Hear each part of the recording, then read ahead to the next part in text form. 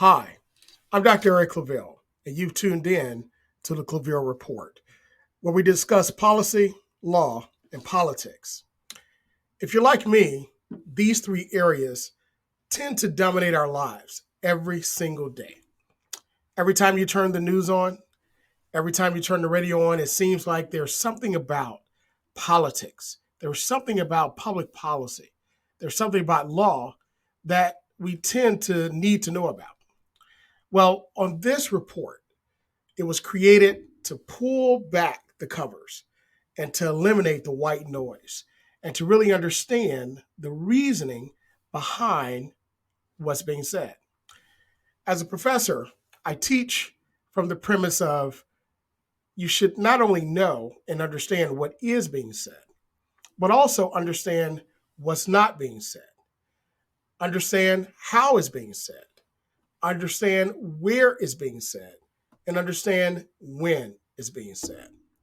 The same is true when it comes for the written word. As it relates to public policy itself, I believe, is the most powerful tool in dictating the course of any society and thereby dictating the course of our lives. Also, the law, which of course is a part of public policy itself, because the law itself governs every aspect of our lives. In understanding these principles and understanding the importance of policy, law, and politics, we are going to start to take a look at issues affecting you today and understanding the history and the foundation of it. And then we'll pull back the covers and ask ourselves, why is this happening in the way that it's happening?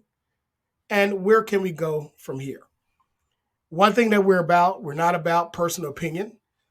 We're not about what should and should not be, but rather we're about what is and what can be. So today, as we talk about the GOP, or known as the Grand Ole Party, the GOP, or the Republican Party, as it's called, is the second of two major parties in our country. Of course, its main rival is the Democratic Party. Now, of course, we do have some minor parties that do make noise and do push the envelope as it relates to issues and policies affecting us, such as the Green Party, as it relates to conservation and green energy and policies affecting just the average person, and issues as it relates to ensuring that our country itself evolves and revolves around the issues of real people on the ground. But the Grand Ole Party itself has been around since 1854, and it was founded on the principles of American conservatism, fiscal conservatism, and social conservatism. Now, you may be surprised to know that the party was started by Abraham Lincoln, in part, with several other individuals. Yes, Abraham Lincoln, the president who's known as one of the greatest, if not the greatest of all amongst African Americans and all Americans when you talk about the Union, because he freed the slaves and he also helped to bring the Union back together during a very perilous time known as the Civil War, 1861 to 1865.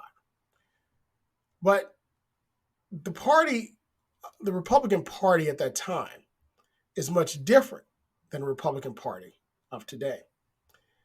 Many say that the Republican Party of today is not like the Reagan conservatives. Many say that the Republican Party of today is a party that has great ideology, but flawed leadership. Some may say the exact opposite. But today, we see a Republican Party that is dominated by its major leader of our former president, Donald J. Trump. So we'll ask ourselves, how do we go from Abraham Lincoln to Donald J. Trump? And what is the foundation of the Republican Party today? Understanding the history will help us understand Republican Party where to is go. known for favoring a smaller federal government as well as conservative social policies. However, this was not always the case. The party was founded in 1854 by Northerners who wanted a stronger federal government and who opposed the expansion of slavery in Western states. The party's second ever candidate for president, Abraham Lincoln, wins the presidency in 1860 and goes on to preserve the Union and abolish slavery. Following the North's win of the Civil War, the Republican Party dominates the nation's politics for the next 70 years. During this time, the party champions an expansion of federal power. Party leaders also back the 15th Amendment, guaranteeing the vote for African American men. The party's dominance comes crashing down with the Great Depression. Democrats blame the economic collapse on Republican pro-business policies. Over the next 50 years, Democrats mostly control national politics, with only one Republican president gaining power.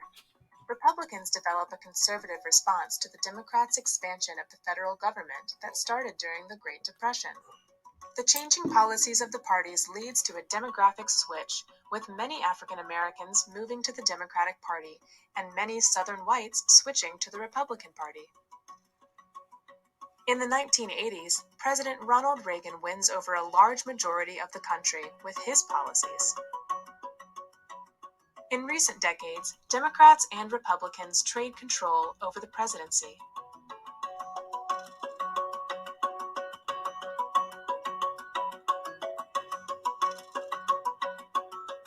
Recent Republican presidents George W. Bush and Donald Trump champion an even smaller role for the federal government and move further right on social policies.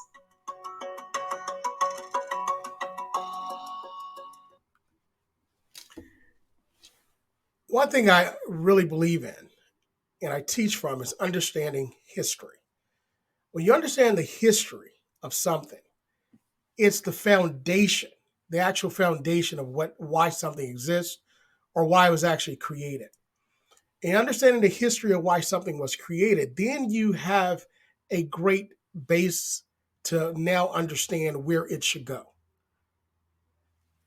And when we take a look at how the Republican Party started, under values of conservatism, both American, social, and also fiscal, you now understand how it started to change. So let's take a look at the social aspect. There are two areas I want to take a look at right now, social and then fiscal, because this is where I believe that the party has lost its way. Social conservatism. In the educational video, you saw where at the turn of the Great Depression, the party started to turn.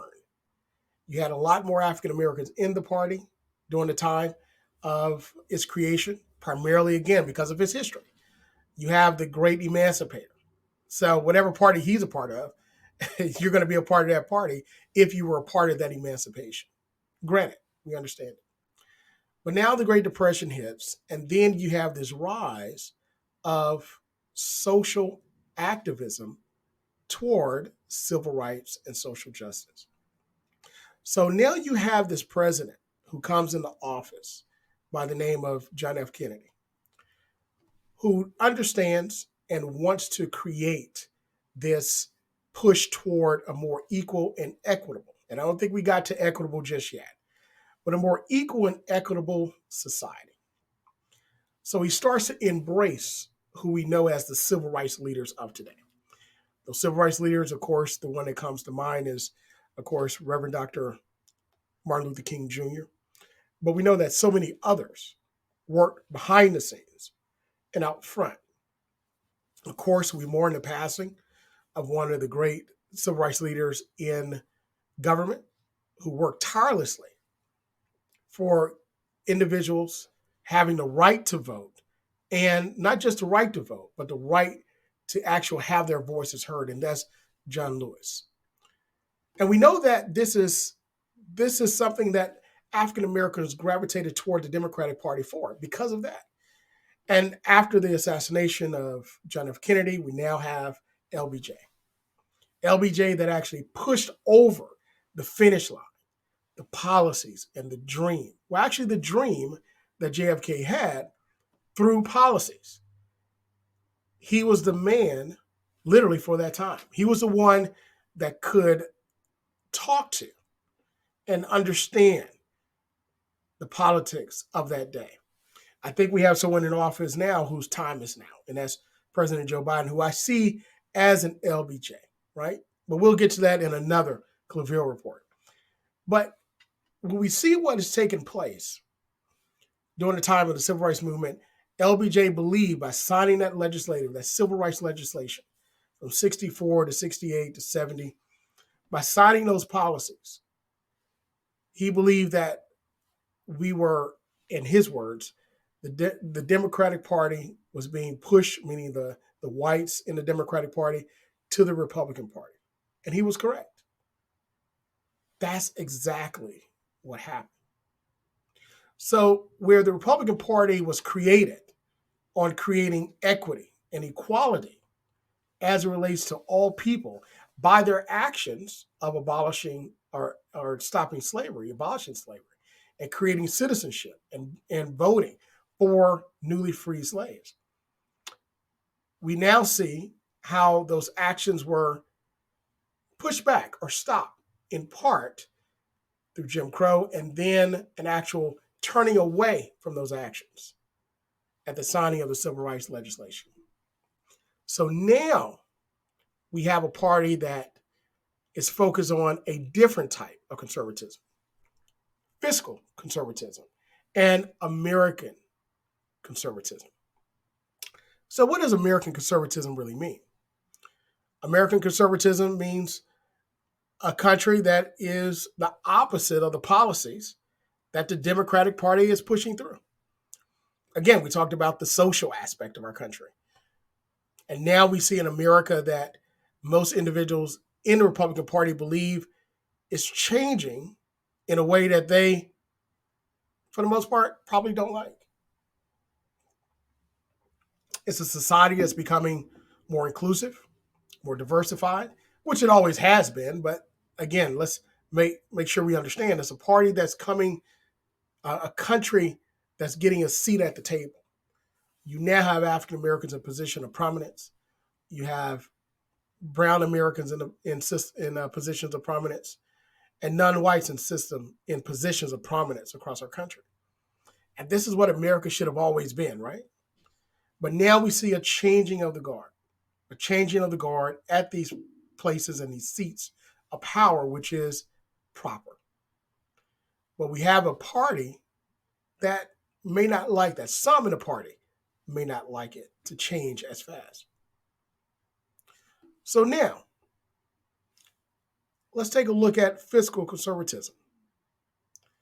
In fiscal conservatism, their idea was a smaller government, less taxes, more independence, states' rights, which goes back to an age of civil rights. But let's deal with the money aspect. It's a party that believed that we should have low debt, low taxation, and where states themselves should actually be able to spend most of the money.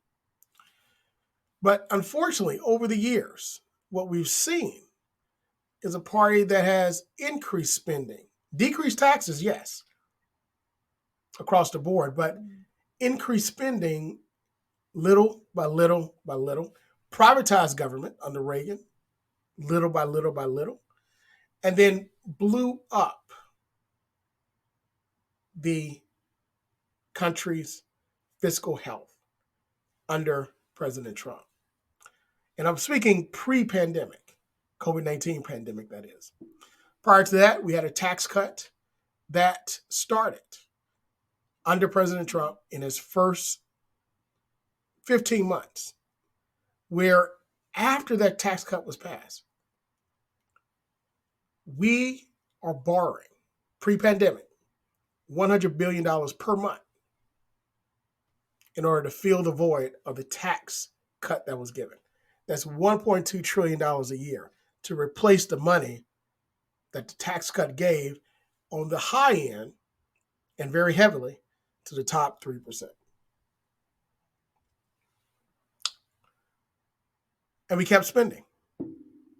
To me, I believe the Republican Party has lost its way. That's not fiscal conservatism.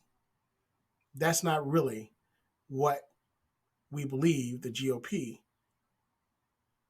was created for, on the foundation. So now, what is the GOP? The GOP itself became a party that started during Barack Obama, creating a wedge of division with dog whistles about race, dog whistles about what was good for the country as it relates to healthcare, meaning as a socialism being attached to the Affordable Care Act, also known by Obamacare. It's a party that creates the term of bipartisanship only when it's not in power, of working across the table to stop various policies from moving forward. From a policy standpoint, that's what we've seen. And from a standpoint of action, many people believe that those dog whistles, those various misinformation campaigns that were started, took a hold and a grip in the hearts of the people. And it created what we saw in the last 4 years of Donald J. Trump. And during that time period, he represented the voice, he represented the face, and he represented the heartbeat of those who are in the Republican Party. That's why so many members were afraid, tentative, or not willing to go against him while he was in office, and even now, because he controls and influences the voters in their districts so much to where those individuals can actually vote them out of office. So who are these people? What is the face of this particular party today? From Abraham Lincoln to Ronald Reagan to Donald Trump. On January 6th, the face of that party showed up at the White House for a rally. On January 6th, the face of that party showed up in Washington, D.C. On January 6th, the faces of that party showed up to actually stop a democratic process that has happened for over 200 years, known as the peaceful transfer of power, where the legislators that we voted into office go to cast their vote in order to certify the voice and the will of the people so that their choice for president can represent the country for the next presidential term of 4 years. This is the face of the party that blasts the Democrats and everyone else for not being respectful to law enforcement. This is the face of the party that pushed against barriers that were set up to keep them out of areas that were closed. This is the face of the party that actually beat up and assaulted and unfortunately killed one police officer. This is the face of the party that trespassed on federal property after being told not to come in. This is the face of the party that planted pipe bombs at the RNC and DNC. This is the face of the party that still carries a flag that represents division of the Confederacy that was defeated in the Civil War in 1865. This is the face of the party that stormed the Capitol, broke windows, went inside, threatened law enforcement, that came inside the Capitol, a place, the house of the people, a place that is so sacred to the rest of the world. It's a symbol of freedom. It's a symbol of democracy.